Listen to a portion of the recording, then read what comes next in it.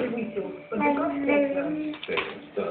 Каждый превысил 72.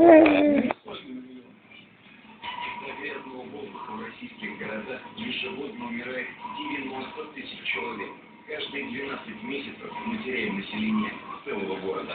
В 97-96 годах в стране было 106 городов, которые были серьезно загрязнены. Сейчас, по докладу, который является делом правительства, этих городов 170.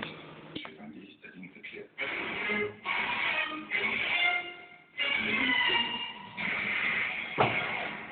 Основной источник загрязнения воздуха, почвы и воды в городах – крупные промышленные предприятия. Таких, сколько в России, более миллиона.